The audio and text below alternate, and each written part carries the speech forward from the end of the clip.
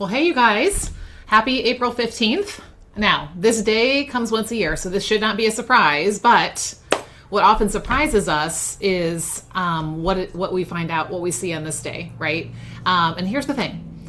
Tax day doesn't just tell you what money came in and what went out, right? Because that's really where most of us are focusing. Really, it tells the story of where your time went or it didn't over the past year and what it produced or didn't produce, right? You guys know we're going to be talking about ROTI today. We're going to be talking about, okay, how do we invest our time in what is going to produce the results? So when I am getting numbers on paper to send into the government, then I'm feeling a whole lot better about what I see, right? And as CEOs, your time return is actually way more important than your tax return. Okay, so if you don't hear anything else today, I want you thinking about in terms of like we're so fixated on making sure that we take the time to get all these numbers together, to get this paperwork, to fill out the forms, to do the thing, right, to submit this. We need to be paying just as much attention, if not more, to our time return than we do just to our tax return. But the beautiful thing is they're actually tied together, right? So we're going to be talking about that today. So quick show of hands in the chat. How long ago did you file your taxes? Are you the girl that does it like months in advance? Like you're like, I've had it out there since, as soon as I could. Are you like, yeah, at least a few weeks in advance? Maybe you're a days in advance. Maybe you're an hours in advance. Maybe you're like, is today April 15th? Okay, so maybe business is one. Okay, yeah, business is one versus personal. Use an accountant and he was pretty quick. Okay, yeah, that's always helpful, right? Yeah. So no matter when you filed, right, or how you feel about it, filing taxes is that thing that's a necessary business task. And it has this way of making us stop and look at the numbers, whether we like it or not, right? What came in, what went out, what's left. And for a lot of us, there can be gratitude when we look at that.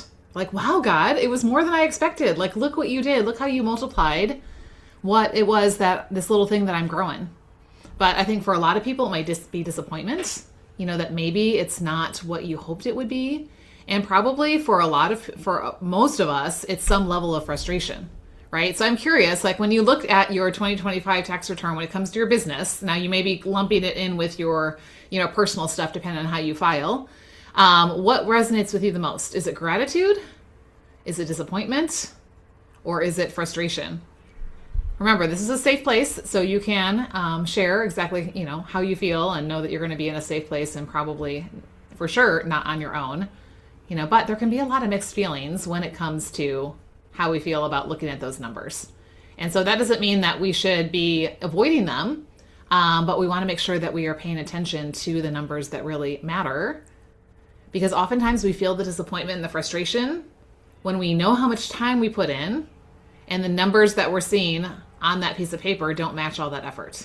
Anyone else experiencing that? Like, wow, I've put in a lot of hours, and this is where sometimes maybe a lot of business owners kind of go, okay, should I just go get a job, where somebody is going to pay me for every hour that I put in? And yet we all know that when, you're running a business that, number one, it's got kingdom purpose behind it.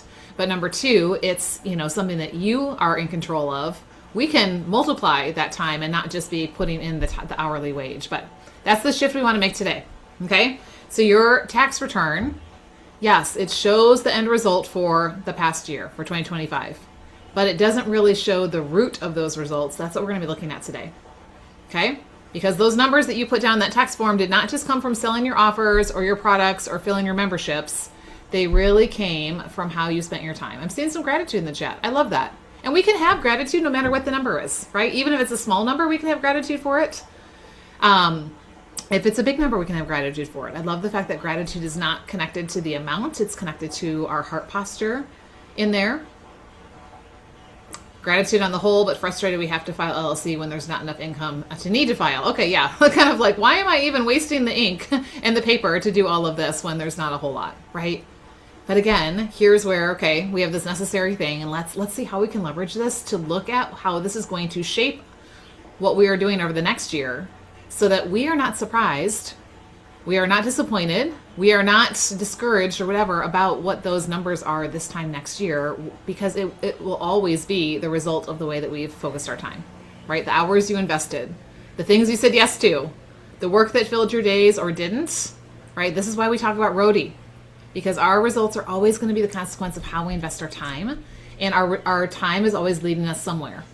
So the question we have to be asking as CEOs is my time leading me in the direction that I want to go? In the direction that I want to grow, right? Both of those. And so we always want to be pausing, not just once a year, right? So Danielle just popped on. I'm sure as somebody who works in the accounting world, she would say, do not wait until April 14th to look at these numbers, right? Like, you should be doing things probably at least on a monthly basis to be paying attention to what's going on in your business, so that way you can make adjustments. You can make some, arrangements or things like that if you need to. And the same thing is true around our time, right? We need to make sure that we're setting these touch points where we're sitting down and looking at, what is the ROTI? What is this producing before I keep going in this direction and it's not really getting me anywhere? So today we're going to be identifying what are your high ROTI activities, what are things that you want to be leaning more into in the next year, and what are your low ROTI activities, and what do we do with ones that maybe are necessary and are taking up time but aren't producing a whole lot of results. We'll be talking about that in there. Okay, but here's the thing that I want you to hear. This is not about shame or blame or shoulda, woulda, couldas. This is not I should have worked harder or longer or better, because I think sometimes we can beat ourselves up and say that. This is about stewardship. And you guys know we talk about stewardship all the time, right? And stewardship means I am wisely investing this asset that's been entrusted to me with a goal of expansion and growth.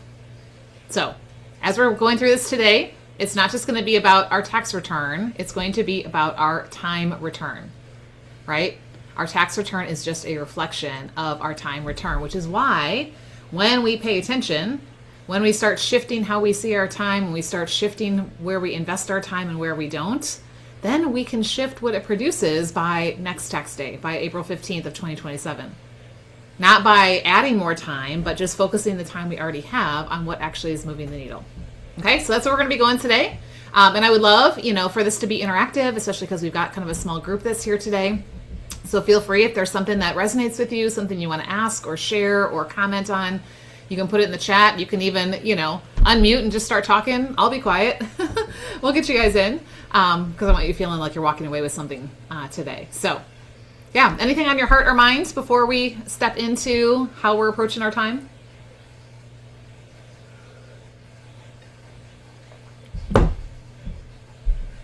Our time return and our tax return? Okay, well, as you guys know, right, there are two ways that we can operate our business when it comes to our time. And again, this has nothing to do with the amount of time. How many hours we have is everything to do with how we're leading them. So I want you to do this, and I know this is not going to be new to any of you who are on here live, but there may be some people who are not on here live that haven't done this before, but I want you to evaluate what kind of a business owner you are showing up as. Right? And I want you to think back. So what we are submitting by today is really a reflection of what happened in 2025. So even thinking back to, like, what kind of a CEO did I show up as in 2025? Okay, because this is going to help shape what kind of CEO we want to show up as in 2026, right? To be working on that next tax return. Okay, so I bet you guys know. Let me see in the chat. What are the two ways that you can approach your time as a business owner? Any guesses?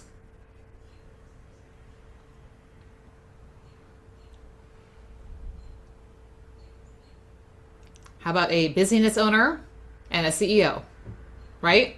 And I think this is always good to come back to and say, where am I maybe, falling into the busyness owner place, right? Because that's the woman who is reacting to whatever feels urgent. How much have you been reacting lately? This is the person who is filling their time just to feel productive. This is the one who ends the day exhausted but isn't really sure what moved the needle, right? Can we sometimes fall into those things? Can we sometimes live in those things, right? I think very often we can maybe stay in those places and not even realize it. We're just doing the next thing or what feels like the next thing, right? But not really paying attention to if it's actually moving the needle. And here is where, yes, owner of time. I love that. Yeah. Here is where we measure our days by effort. How much did I do, right? How much did I check off my list? How full was my schedule? I had a really full week or a not full week, right? And this is where a lot of us have lived, or maybe even sometimes are living. And maybe you're still here in some areas. And so I always want you, I want you listening today and going, where am I maybe falling back into some busyness ownerness? Okay, because it feels productive, because it feels like we're doing things, but it's not producing, or at least not producing the real results that are going to show up on our tax return. So be paying attention to where that busyness owner mentality can show up. In fact, let's just kind of pause real quick and do a quick check-in. Where do you see that sometimes things can start kind of going back into that way of approaching your time and your tasks? Whether you want to unmute or drop it in the chat, what's something that tends to pull you back into busyness owner mode? When I'm tired. Yeah, yes. When I'm tired, oh my goodness. Yes, this is me yesterday. I was just I think after a long road trip, lots of driving, lots of activity, lots of stuff like that, my brain was just like going so slow yesterday. Shiny object syndrome. Oh girl, right? Who does not have an inbox or a news feed that is full of all kinds of squirrels that we could be chasing? And, and then we're off onto whatever that next thing is, or just the thoughts that pop up in our mind, right? So paying attention to that was one of the things we talked about recently. We talked about your distractions, noticing them, right? Naming them, so that way we can reframe them. Okay. So always be checking in. Am I falling into busyness owner mode? And the way you know that is that you feel productive, but you're not producing results. The best thing you can do is to pause and say, how can I reset to CEO mode when things are not going well? Yes, or the way we want. It's so true, right? Because then I think we're kind of grasping, at something or hoping that maybe this is what's going to make us feel better or change things. Yeah, then we're not focusing on what really is. Okay, but CEOs, Christ-empowered operators, right? We're not just managing our time and our tasks, we're leading them. We're going to prioritize our time around what matters most. Right? We're going to make decisions based on purpose, not pressure. How often do we not always make the right decision when it's a pressure-filled decision, right? When it's something that we're feeling like it's, I have to decide this now, or I feel like there's, this isn't necessarily what I want to do, but this is where I feel like I need to do. The CEO is not asking, what do I need to get done, but always looking at what is producing fruit. Because she understands, right, as we always talk about, that time is not just something to manage. This is this thing that we're entrusted to steward, right? And as we look at the definition of stewardship, it has everything to do with growth and expansion and wisdom to being able to see, okay, where am I actually going to invest this? Okay, so we're not looking for busyness. We're looking for fruitfulness and always putting on our CEO hat. And oftentimes the CEO hat means I slow down and I stop. And I ask questions and I get some input and I get some feedback and things like that. And then right from that point, we can now start moving forward. Okay. So as we are going to go through this ROTI exercise now using the worksheet that I gave you, this is where we're going to bring together your time and your time return and your tax return, right? Okay. We're not going to just be looking at how hard did I work. We're going to be looking at how wisely have I invested time and how does this shape what I'm going to do over the next year? What did I give my time to? And what will I give my time to? What did I prioritize or not prioritize? And what will I prioritize?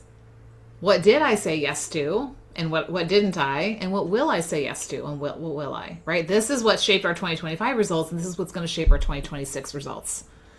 So the beauty is, right, we don't have to look at necessarily more time, but we need to look at how can we take the time we have and have more fruit. Okay? All right, so you've got that document in front of you. This is just kind of a real simple exercise, and you can do this. You don't have to do this once a year. This would be a really good thing to do at least once a quarter when you're doing your, about to work on a next 12-week growth map. It could be a great thing to do once a month when you're just kind of checking in on where things are at. It might even be something you want to pay attention to at the end of each week when you're reviewing the last week before you start planning the next one. How many of us just, we're just on this reset, we just repeat, rinse and repeat so many things without really pausing to look at the ROTI. Okay. So remember, as I put up here at the top, this is not about perfection with your time, right? As CEOs, we will sometimes get things, quote, wrong. I'm saying in air quotes, right? But here's the thing. Along that journey, right, we become that person who has that greater awareness, who has that greater wisdom around what to do with our time. And we're going to start letting the ROTI or the lack thereof shape our decisions about our time. Okay, so as we go through this, I don't want you to overthink anything because chances are you probably already know what the answers are, but maybe you just haven't taken time to actually sit down and think through them. Okay, and so we'll kind of go step by step through this and take some time for some interaction and conversation. because I want you really having some clarity around what are my high ROTI activities and what are my low ones, and where am I going to start focusing my time to move the needle. I'm going to have a graphic for you guys in a few minutes that will help kind of pull this all together. Okay, so let's look at step one, which is what time produced income? Okay, you're thinking back over the past year. Now, technically, right, what we're filing today was really ended in December 31st, but you can go all the way up through today. We're not going to say that you can't. Okay, so what I want you to do here is I want you to list your top 2 to 3 activities that directly led to income in the past year. If you're like, Lissa, I didn't have any income, okay, what led maybe to some connections, some opportunities, some conversations? Okay, what were things that actually produced some kind of fruit? Ideally, in business, we want it leading to revenue, right? We want it to lead eventually to something coming in, unless, of course, you've got something like Kathy where you're not selling something, right? So people aren't paying you for it. But what is it that was actually leading to some kind of a fruit? Okay, so I want you to write down your top 2 to 3. Might be sales conversations, might be some specific content or a platform that was converting. It might be doing follow-ups or inviting people to something. It might be workshops or some specific offer that people really seem to like. And if you come up with more than 3, that's okay. I at least want you to think about 3 things that I was doing over the past year that did produce fruit. Ideally, revenue, but if not revenue, that's okay. Some kind of fruit.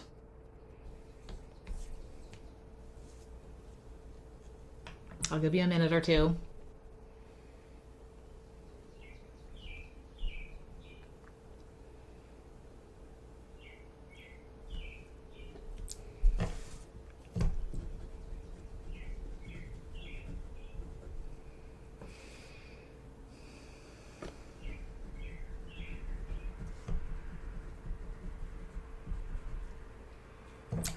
Maybe think about like the last couple of people that you said yes to something.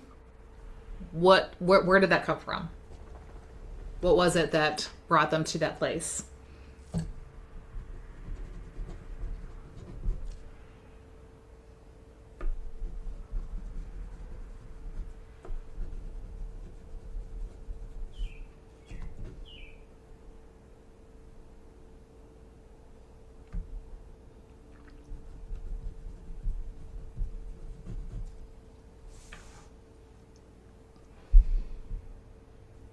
And of course, based on the business model that you have, these are going to be different types of things, but there may be some similarities in that. So I'd love to hear. Let's just unmute and maybe tell us 1 or 2, like what was something that like you're like, okay, as I look at this, like, yes, this was something that directly led to some kind of fruit in the past year. Okay, I got some things in the chat. My activities have grown my connections and community, but my income has always come referrals or clients brought my way randomly. Okay, very interesting, Danielle. So make sure that when you're thinking about, what you're wanting to do in 2026, that you are really leaning into those not random referrals, and how can we create some kind of a system or a process and keep in touch with people that would be good referral partners. So I love it. Yes, I know what you meant by randomly. That's why I'm saying, like, let's lean into that, because I think that's a really great thing inside of there. Your membership, your guild, and book royalties. Okay. Bundle and affiliate promotions were at the top of my last year. Okay, so again, we're looking at what are the things that are actually moving the needle somewhere. Networking groups and ongoing clients. Okay, came from a referral. Okay, networking at a local group. Okay. All right. So we've got a few things here that are starting to go, okay, these are some things that are producing some results. I want you paying attention. Yes. Personal relationships. I love it. Right. Whatever platform, especially if you were on more than one platform, is there one that really like, this is the one that is, producing more results? Then we really want to lean into those things and pay attention to those things. Okay. And here's the thing. We all know that in the world of online business, for a lot of us who are online business people, and even if you have some more in-person type stuff, things shift and change. So what's working right now, who knows a year from now if this is what's going to be working. But I think if you kind of do an inventory, on a consistent basis, maybe again, even weekly, what would it look like to sit down and say, hey, what actually produced fruit this week at the end of your week? And just pay attention to it, because what that's going to do is affirm that that's something you want to give time to in the next week, or not, right? Or maybe you want to rethink a strategy. Maybe it's not that it's a wrong thing. Maybe it's just, I need to think about the way in which I'm approaching it. Okay, this is your high-ROTI work. And I want you to start thinking about and identifying those things and start keeping a list so that when those squirrels, right, when those shiny objects come in your inbox and you're tempted to go chase them, you can compare them against the things that that are already working. Okay, step number 2 is to look at where did your time actually go, right? So when you think about over the last year, 2025 and or the last year, however you want to make that time frame fit, what kinds of tasks filled most of your days? Now, we're specifically talking about our business, but if you were busy doing other things besides your business, this is where this would be really important to pay attention to. Okay, what I want you to do is I want you to list, your top 3 places. Where did you spend the most time? It might be, not the flashy stuff. It might be like the admin tasks. It might be the research. It might be scrolling. It might be over-delivering or overthinking. It might be something that you felt like you should do, but it didn't really move the needle. Or it wasn't really coming from a place that felt like it was in alignment with what you were doing. Or maybe something you spent a lot of time on actually did produce results. You may have some of those things, okay? And we're going to look at the 2 lists in just a minute. So what did you spend the most time on? If you had to bubble it down or boil it down, however you want to say that, boil it down, I guess, to those top 2 or 3 activities, what would those be? I'll give you a couple minutes to think about that.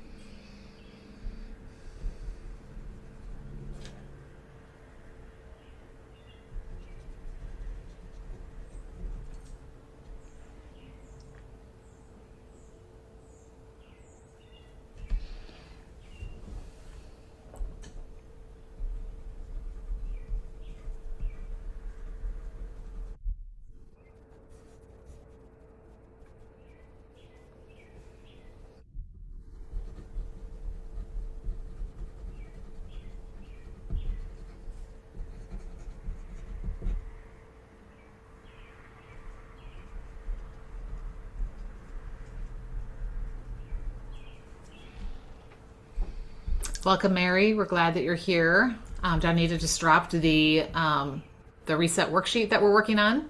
Right now, we're on step 2. Where did your time actually go? We're naming the top 3 things where our time went in the past year. What did you actually spend the most time on?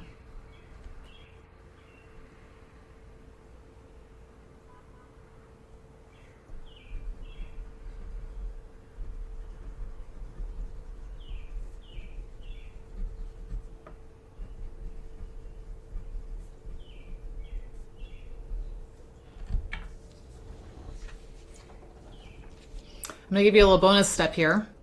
Next to each one of those things that you spent the most time on, I want you to, on a scale of 1 to 10, from 1 being hardly, move the needle at all, right? Didn't really actually either, move somebody to that next step or something significant, or brought in the income, to 10 being like, this was something that when I was executing this was bringing, this was producing results. I want you to rate each of those on a scale of 1 to 10. From 1 being not really fruitful, producing at all, to 10 being this was amazing.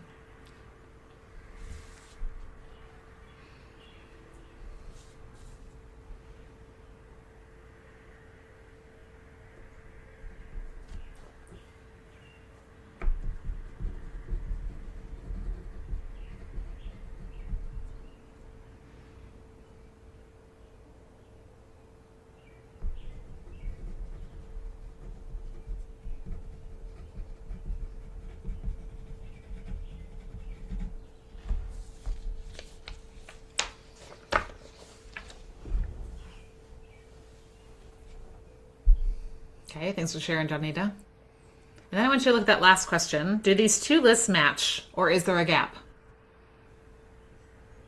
Is what was, your top producing activities, what the majority of your time was going to, or does it feel like the majority of your time was filled up with things that weren't actually making that top list? I'd love to hear as you're kind of processing and looking at it. So if one or two of you want to unmute and let's kind of like talk this out a little bit. Do your two lists match?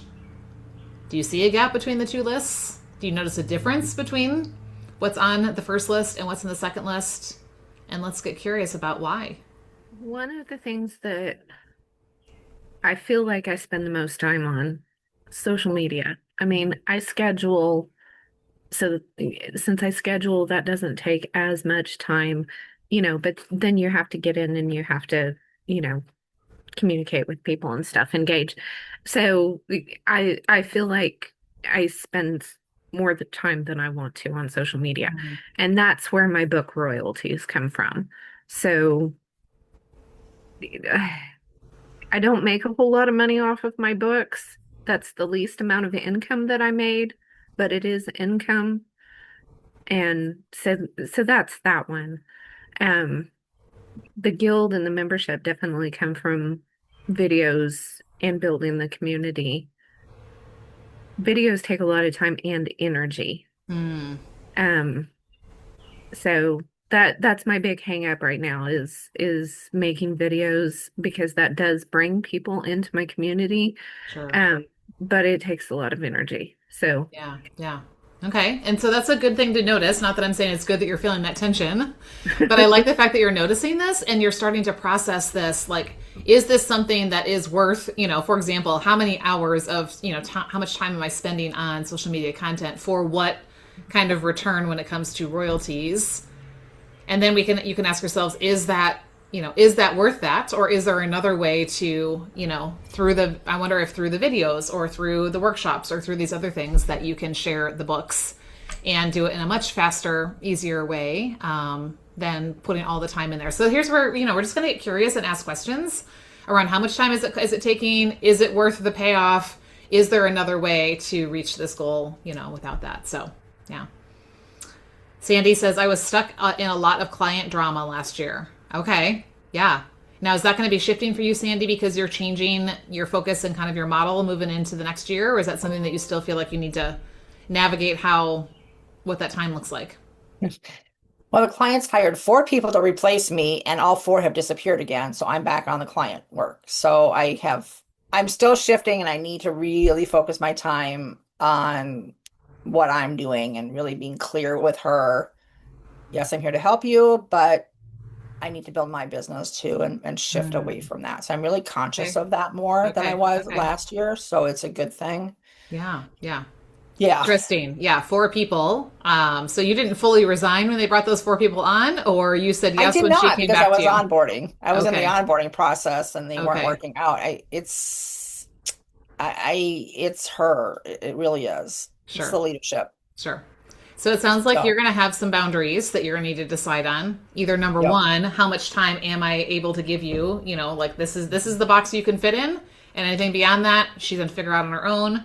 And Mhm. or this is when I am officially phased out, whether there's somebody onboarded or not.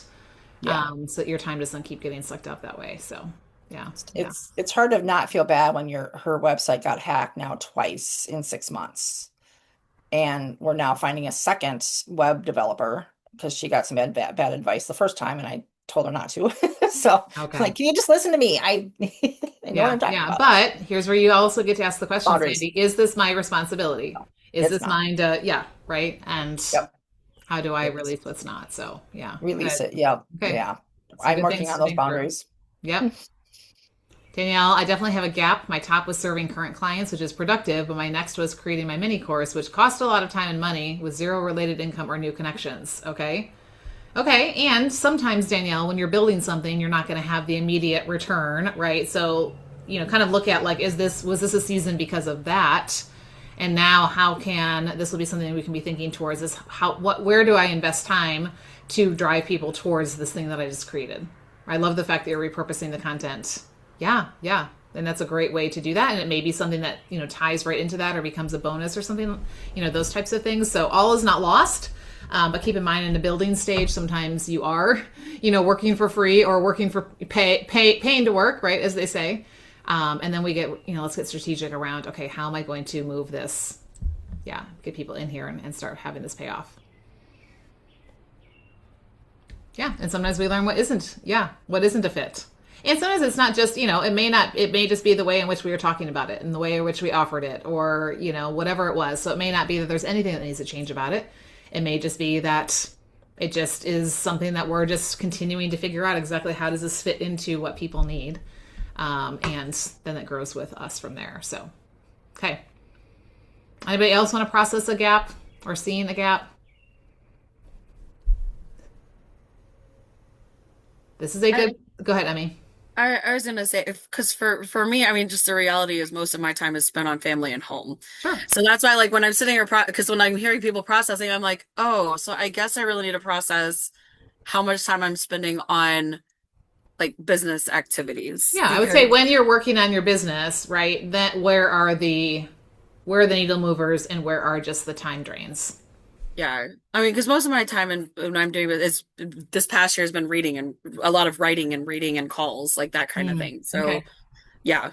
But the writing did lead to the affiliate and bundles sales that we made too. So like, yeah, so it's like, okay, but is that, yeah, yes, I'm having to process this very differently right now with where we're at. Sure. And as you're thinking about where you're going. So here's what you're going to be thinking about, Emmy, because you've got this bigger vision for the future and where you're going. So I want you thinking about if this is how I keep spending my time, a year from now, will I be closer to that vision? Yeah. Or will I have just spent a whole bunch more time doing whatever this thing is? Right. Right. Yes. Kathy, probably the same thing for you as you're thinking about, right, like where you want your community to grow as you are, even coming in and really kind of tweaking some things and making it more of a movement and stuff like that. If I keep spending my time the way that I have been, will that move me in the direction that I want to go and that I want to grow? And so sometimes it can be the looking back piece of it. Sometimes it can be the looking forward piece of it. But I think this is always an ongoing question that we need to be looking at because it's not often just a time problem, right, or a time management problem. It's that our time is being misaligned, right? Like we're not actually putting it in the places where it's actually going to move the needle. Which is why, if your income on your tax return is not what you want it to be, or the numbers in your in your community, or whatever the thing is that you are working towards, then it's not just a revenue issue. It's a ROTI issue. Okay. And we want to look at, okay, how am I moving my time? So I want to show you guys, we're going to kind of go onto the back page here. And I'm going to take you through the four categories. They look very familiar because you guys are probably familiar with the 4 Ds that I made a little graphic that I thought, well, because my brain had to make sense of it. And so I'm like, okay, I got to be able to see this to make this work. So let me find where I can share. Oh, there we go. Share. So that way you guys can see this as well. Okay. Can you see this little graphic? Yes? Okay. All right. So what we want to start doing is, and again, as we're doing this, I just gave you one blank under each, but there's a lot of space over on the right-hand side. Okay. So you may have other things that you are going to write down. This may be, we're going to categorize our activities using the ROTI filter. Okay. Where's your time producing results? Now, you can use the things that you've already written on the front page, or you may just be thinking in general, what would fit under these categories. So I want you to notice there's a continuum. Okay. On the left-hand side, we have the time continuum, right? So the higher we go, the more time investment is required, okay? On the bottom scale is our ROTI continuum, right? So the more we go to the right, the more results that we are seeing. So we are going to start in the bottom left corner, which is the delete, okay? These are the distractions. These are the shiny objects. These are the, why am I spending so much time doing this? Because these are the low time and often low return. Sometimes there can be things that are high time in here, but like I want to talk about things that are low, like it's not costing a lot of time, but it's also not producing a lot of return. That's what easily becomes a distraction because it doesn't feel like it's taking up a lot of time, but actually over time it adds up, right? And that is what's distracting us away from the direction that we're going. This could be, we're picking up our phone, I'm scrolling for just a minute, I'm going to look this up. Right? Or popping in our email inbox continually throughout the day. Or how many of us are going and tinkering something on our website or something on on some kind of a landing page or something like that that really isn't going to move the needle if nobody even sees it, right? Why does that even matter? So right now I want you to identify one thing that would fit under that delete category. It's something that may not take a lot of time, but it's definitely not producing much results. What is one thing that you need to delete? It can, like I said, it can be something that's on the front of the page that we've already written down. I have a question. Yeah. Can it be a delete except for? Because I'm sitting here deleting social media, deleting the scheduling of social media. Not that I won't be on social media, but when I post on social media, it needs to be for a specific purpose at the moment. I have a Okay. blog post, I have a video, it's, talk about my book or whatever. Instead of scheduling these things out like old social media promotions, Hmm. just delete the scheduling unless I have a blog post that's like scheduled for next week and I want this social media to go out then. Okay. Yeah. Right?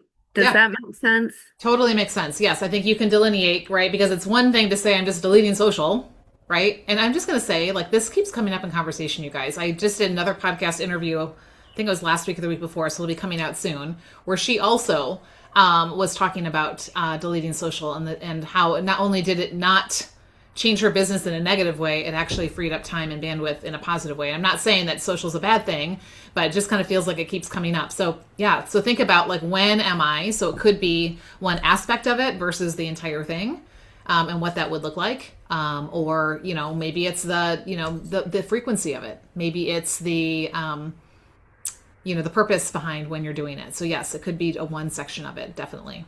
Definitely. Yes. Somebody else, what's something that you are doing? It may not take a ton of time, or at least not feel like it, but it does add up over time and it's really not producing much results. Does anybody else have an example or something that is coming up for you? I'm going to dump my blog. I have them posted through August and then I'm stopping and I'm going to refocus all my attention on podcasting. Okay. I'm going to go from seasonal to weekly. But I also recognize that one of my big delete things is my I don't know what to do voice. And so when I ask myself that question, Mhm. I go and I do something completely. I'll go watch TV. I'll go clean the house. I don't know how to delete that. There needs Yeah. to be a different response to I don't know what to do Okay. than running away. Exactly. Okay. Is that like, I have time in front of me and I don't know what to do with it, and so then I'm going to fill it with something else, or I know what I need to be doing, but I'm not really clear about how to do it, or something in that. So say, for example, you have time set aside to create a podcast episode, but you're not quite sure on the structure or the framework or where you want to take it, and so then you're filling it with something else, or is it more just No, and it first may one? just be the season I'm in because I've scheduled everything out through the summer. I don't know what to do. I know I should be doing something, but I don't have a clear vision for that, which is why here I am again, and I'm going to refocus. Yeah. But so Yeah. it's probably the season I'm in. Sure. Sure. Yes, and you did get super far ahead in the content, and I think because you were so used to content was the focus, Yeah. now that that's all done, it's like, oh, what do I do? Guess Yeah. what? You just opened up a ton of time for connection and conversation. Yeah. That's exactly where your time should be going. And it doesn't have to mean like all day long, but what if you just, gave that hour or 2 hours or whatever time you would have spent creating that content and just said, okay, I'm going to be building connections and conversations. And so whether that's looking to be on podcasts or whether that's looking for local opportunities, meetups or whatever that is, whether that's, engaging on some people's things and starting, some conversations or asking some questions. Yeah. Yeah. And that's the place where most business owners do not spend enough time, is in the connection and the conversations. We spend it all on the content and then wonder why it's not converting, because we're not actually connecting the people to what that is. So that's actually a good problem to have. Yeah. Anybody else have a delete that's coming up for you? Something that kind of tends to be just more of a distraction?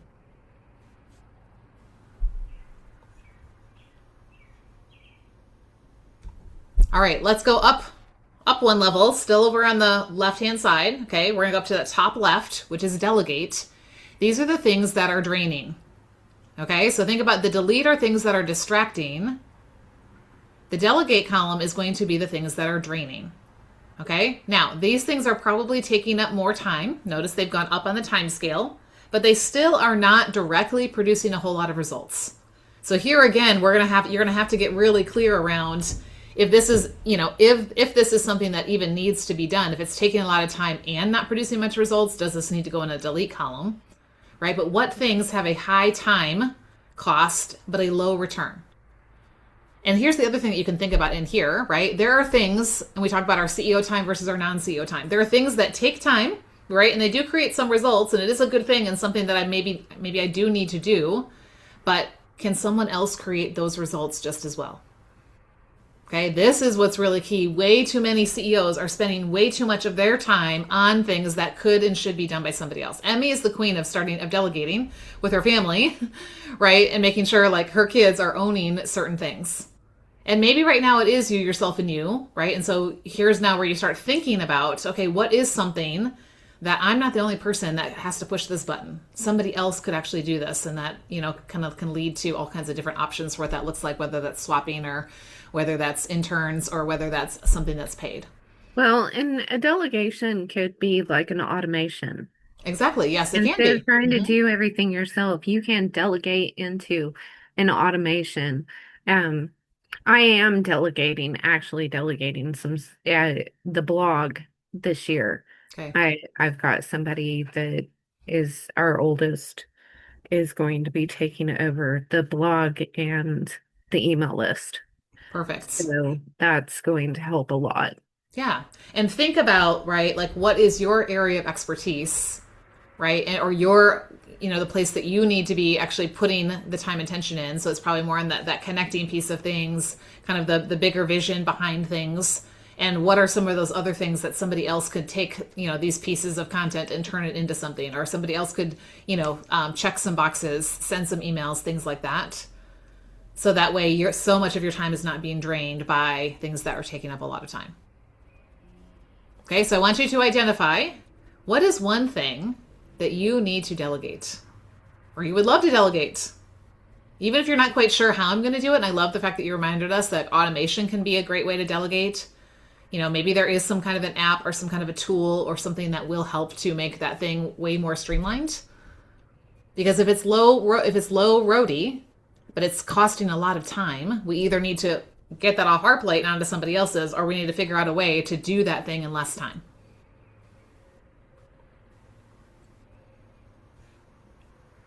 All right, for sake of time, we're going to move on to the top right, okay, which is the do and delight. I put those together. These are the things we want to keep, okay, and we're wanting to really pay attention to what is, yes, it may cost time, but it also has a high return.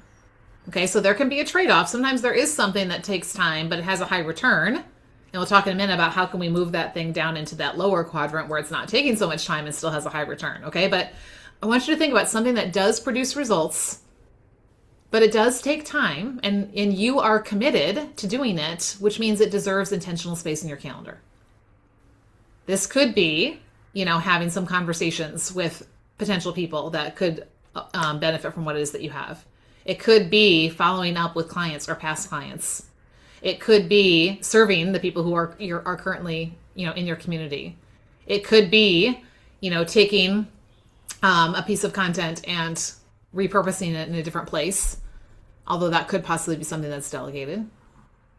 What is at least one thing that is a high ROTI? It does take time, but you're willing to commit that time. That's going to fit under this do and delight category.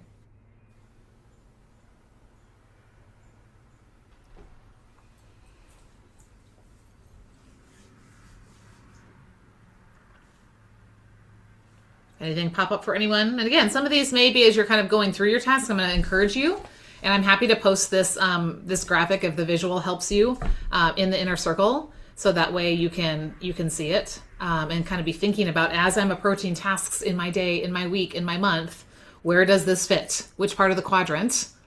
And it doesn't mean that it shouldn't be done, but it just, I need to either create some kind of a system, right, or a process around it to help make sure that this is not draining a bunch of time, or I need to hand this off to somebody, or maybe even just delete it for a time and see what happens if I don't do it. Guess what? You can always go back if it was a train wreck and you really needed to have that. So it's one thing that is going to cost you time, but you're like, this is worth it because it's going to produce results.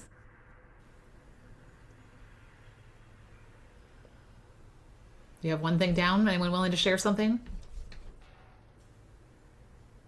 Well, that's what I just put in there is like writing I believe is going to become it's definitely a delight. I think that's my struggle right now is the things that I delight are not producing the high returns. Mm. And so sometimes processing through this is really challenging for me because I don't know if it's that it's not producing results because it's not what I'm supposed to be doing, or if it's just not producing results because I have not gotten consistent enough. Or in this Mm. case, I still have to finish and publish the book, right? Right. So like I think that's where I'm sitting right now is trying to process through that. Okay. Have you written things in the past? You have other books out there? Yes, that's what Okay. Kathy and I were talking Yeah. about. Yeah. Okay. Okay. Yeah. So I would say go back to, right? So you may be in a writing phase of this next one. So this one's not producing anything right now, but go back to when you've done this in the past, right? And okay, this is leading to this, and making sure that you're putting time into how am I not just, I wrote the book, okay, now I'm moving on to the next one. How do I really make sure that I keep, I've why did I just blank? I just literally was just watching her Instagram. Okay, who's in our group? Who does the book stuff? Carolyn. All of a sudden, I was like, my brain was going blank. She says you should relaunch a book every 6 months.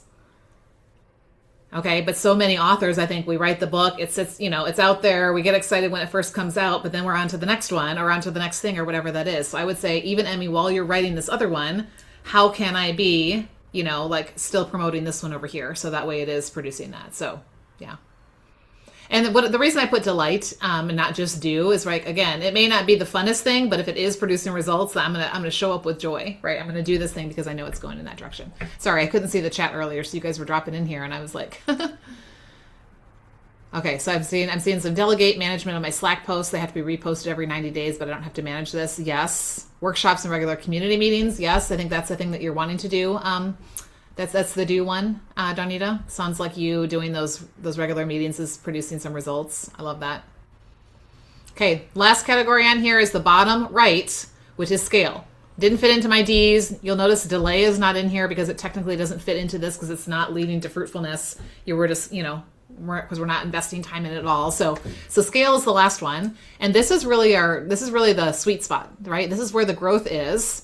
When we can find the activities that are low time but high return, something that doesn't take a lot of us, energy, bandwidth, time, but it produces strong results, right? These are the things that we want to multiply. So maybe it is something in a follow-up, or maybe it is something around some simple content or very simple, like, not reinventing the wheel, but very simple way that you're actually getting in front of the right people. Or maybe it's strategic partnerships. Maybe it's those bundles and summits. Some of you guys have mentioned those. Maybe it's email swaps. Something that doesn't take a whole lot of time, but wow, when I do it, it does produce results. And then we can just kind of keep getting more and more strategic around, okay, how do I then make sure that I can either do this in less time? So if you are doing bundles and summits, it will be creating, like have a Google folder where it's got all that information. Every time you have to submit stuff, why are you having to rethink your answers to all those questions? Half the time they're pretty much the same, right? Or when you're going to go on somebody's podcast, do you already have, the questions you want them to ask you or the topics that you typically talk about? Like, how can we create some things to actually make things take less time? Okay. Well, I want you to think about what is one thing that you can scale.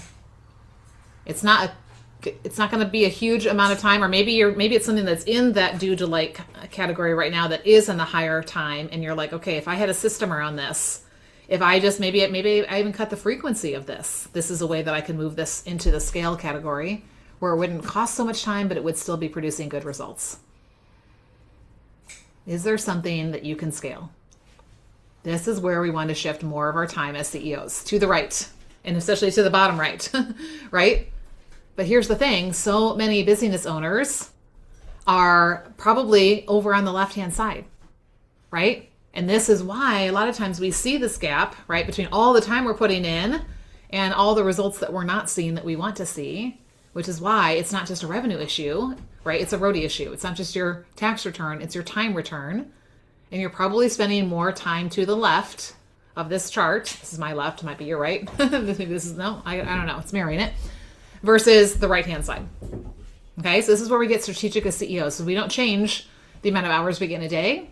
We also don't even need to change the amount of hours that you're working. Maybe you actually want to work less hours, right? How can I work more on that right side versus the left?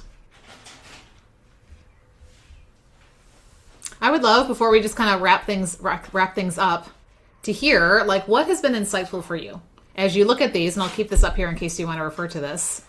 As you look at these different categories and you think about the amount of time and the amount of ROTI, how has this been insightful for you in looking at maybe why you do have some of the results you have, or maybe why you don't have some of the results you have, or where you want to focus and be more strategic so that you can produce the results that you want to have?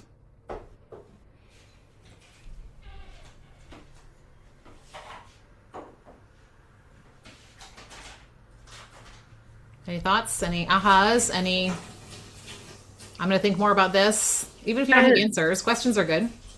I since the workshops and the meetings are going so good, and the video is where I find people, I have been working on turning my replays into like an automatic workshop thing so I can you know, republish those.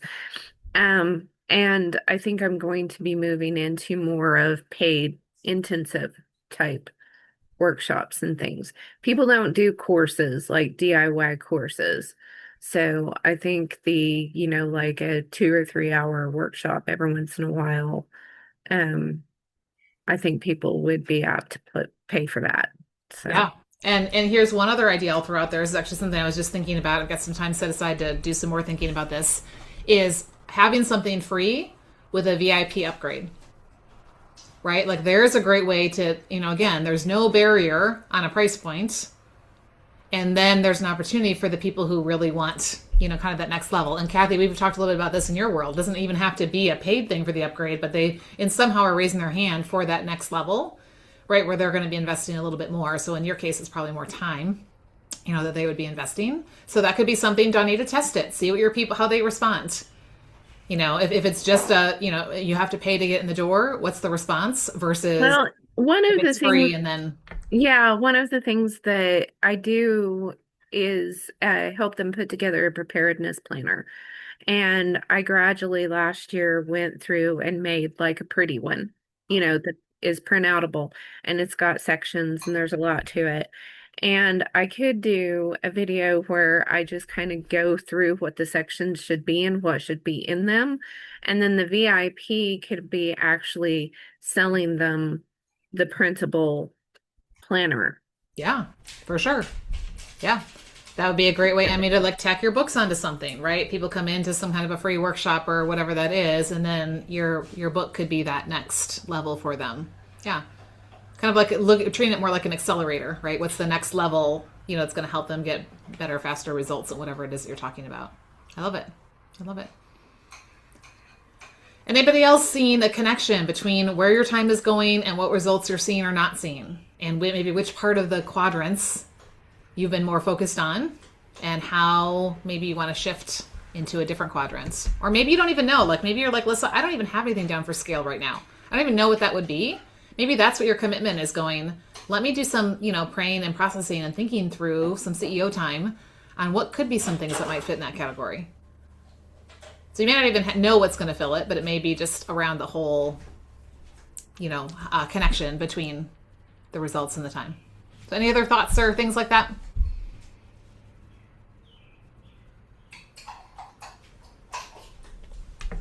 I think this has reinforced the like mentorship community for me, because with my time, with working full time and trying to do this in addition to that, I really have to be intentional about where is the time going and how can I serve the most people in that time. If I'm serving one-on-one clients, I'm only going to be able to do, one a month, or, whatever the ability to take on new clients is limited. But with a community, I'm able to serve a lot of people in the same amount of time. And so I think this is kind of reinforcing that like maximizing the use of time. And either way, right? Like it really, like either way it works, right? So either you serve one person and they're paying you, say, let's just for easy math, say they're paying you $500, right? Once a month, one person, or you've got 5 people paying $100 to be in your membership. So again, here's the thing where like there is more than one way to get there. And so you are going to look at what is the best for my bandwidth, for my energy, for the people that I feel like are going to be coming into this.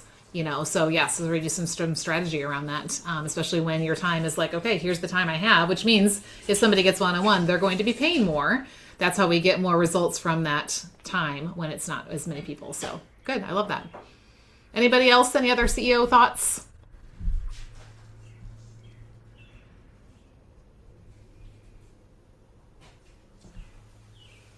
For me, it's like thinking about how I really need to focus and even just trying to figure out what that looks like during my days. Because that's a lot of what we're all trying to figure out right now is what that really looks like. Yeah. So that we're all doing well and it's not not a strain. Yeah. Yeah. Yeah. And yet business will be a strain, right? And so that's where we pay attention to when we're feeling the strain, when we're feeling the frustration, when we're feeling the friction, we pause and say, right, what do we need to do about this? And how do we need to process through this? So I think that can be a sign that I need to pay attention to something, right? The squeaky wheel, right, is going to get us to stop and go, what's the problem, before I keep going down the road and expecting something to change.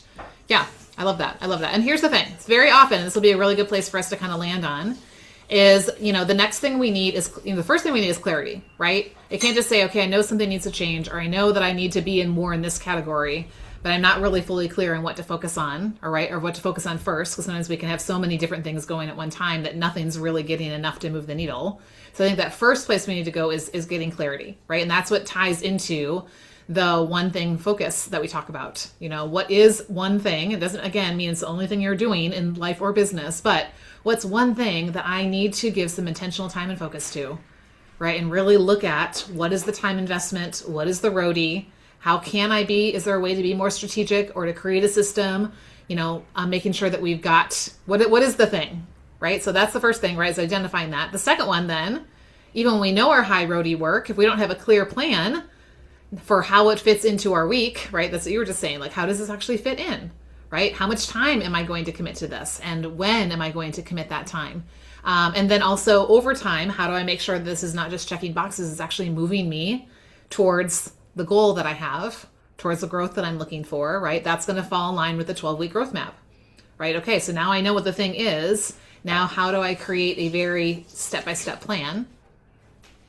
And then we've got the accountability piece of things, right? So that when life happens, when distractions come, when discouragement happens, when I get off in the ditch, when I do get distracted by a shiny object, I've got something that's pulling me back. And that's where our weekly accountability, part comes in, right? So very often it's not that you don't have a knowledge gap. You probably know more than you think you know, right? It's probably more of an implementation gap. And so if you want to see things change by April 15th of 2027, 12 months away, I can't even believe we're halfway through April today. When I saw the date today, I was like, what in the world just happened to the first half of the month, right? But 12 months from now, when we're turning that next one in, or 12 months from whenever you turn them in, it's going to be really easy to get distracted or discouraged or off in the ditch. Okay, which is why I'm going to keep pulling you guys back. And all of you who are on here are very familiar with the growth mapping method and what we do inside CEO Focus, right? Where we're going to go, okay, let's not just keep saying, I want something to change, or I'm hoping for something different, but let's push pause. Let's put on our CEO hats. Let's say, okay, let's look at that matrix and say, where is the quadrant I want to be focusing on? What is the thing in that quadrant? Now let's map out a plan, and then let's build in that accountability, right? And what I love is that CEO Focus gets the ball rolling, right? And then, as many of you know, CEO Impact is that next level, which we're now, talk about ROTI, we start building that ROTI framework, right? We make sure you have the schedules, the systems, and the strategies in place, tied together with stewardship. So that way, it's going to keep that ball moving down the field, and it's going to keep the growth happening. And that's how we're going to be able to start going more into that scale column down there. So here's my challenge to you, okay, is to set aside some CEO time. Doesn't have to be today, but at some point this week, set aside some time. It could only be 15 minutes if that's what you have. That's okay. Maybe you have 30 minutes. Maybe you have 60 minutes. And I want you to, like I said, I will post that that graphic so you can have a picture of that. You've got here, right, what is starting to fit in those categories. And I want you looking at those decisions that are in step 4. Okay, I want to make sure I honor your time since we're at the top of the hour. So this would be really great for you to do and then bring to the inner circle if you're in CEO Focus or Impact. So that way we can have some conversation around them. What is your high-ROTI focus? This is one thing, right, that I'm going to really focus on. I'm going to prioritize. Number 2, what will I stop doing? A low-ROTI distraction. And maybe it's just for a time. For me, I think right now it is going to be social, and I'm just going to push pause on it. And then I will set a date for when I'm going to come back and reevaluate whether or not I want to pick that back up. So it doesn't have to be a forever. In fact, that was a great thing that we had. I was a podcast conversation a couple of weeks ago where she talked about doing a 12-week, every 12 weeks or every quarter doing a planning session and revisiting some of those decisions, not changing it during those 12 weeks unless the Lord tells you otherwise, right? But at that time saying, okay, is this something that I, still want to keep paused, or do I want to move forward with it, or vice versa? And then the last one, number 3, is how am I going to stay focused? I love, Mary's not on here anymore, but Mary committed last week to being accountable inside the inner circle every single day last week. And she saw a difference because not only was she thinking about what she was doing, she was also now sharing that, the wins and the struggles, right? And so I love that, Mary, when you come back and hear this replay, like that was like really leaning into accountability. So maybe it's, being intentional about showing up to WAMs on Mondays, or maybe it's just being intentional about posting on the weekly accountability post, or creating your own post, or finding an accountability partner. Like, what is going to help you stay focused on here? And then that last one is just a good thing to always be thinking about. Where is God inviting me to steward my time, right? So that I don't come to the end of another tax year and say, I just feel like the growth isn't happening like I would have hoped. Where might God be saying right now, as we're pausing on April 15th of 2026, to say, this is where I want you to steward your time in the next year? And what might that look like, and how might that change? And then start looking at this reminder on a regular basis that next year's income, next year's tax return, is being created by how I spend my time this week. Okay, because it's always going to be connected to our ROTI. And that's how we grow this thing, right? Is paying attention to where we're investing our time and where we're not. Any other thoughts, questions, ideas, something that's in your head or you want to say before we hop off?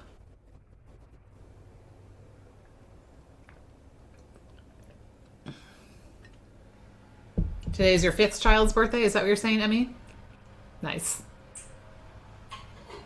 Happy birthday to number 5.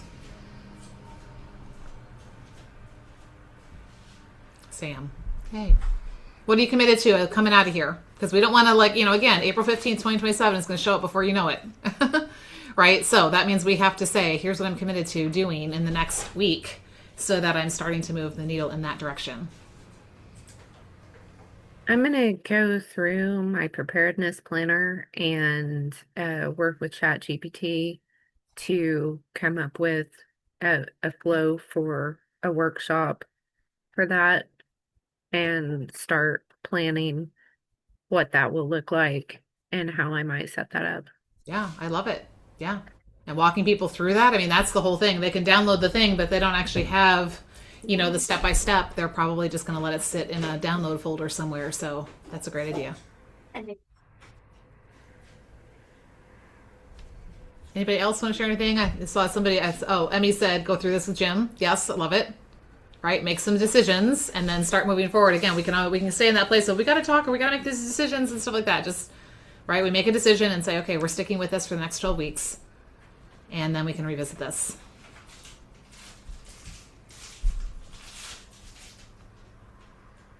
Well, I hope this has been helpful for you to push pause and think about these things. Again, think about how things are directly connecting. So I would encourage you, don't just do it once a year. Don't just do it once a quarter. At least once a month. This is a good thing to be looking at before you go into the next month. What actually produced fruit this month?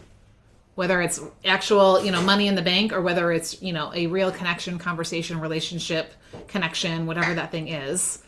How can I lean in and do more of that, especially if it's a lower time high ROTI, or at least over in that high ROTI section up in that top corner. So, okay, well, I hope this has been helpful. I always love conversations where we get to stop and think through things like this. Now it's a matter of implementing with the support, and that's why I love the fact that we're not doing this on our own. So, all right, Well, let me know how I can help you, and I look forward to seeing you all soon.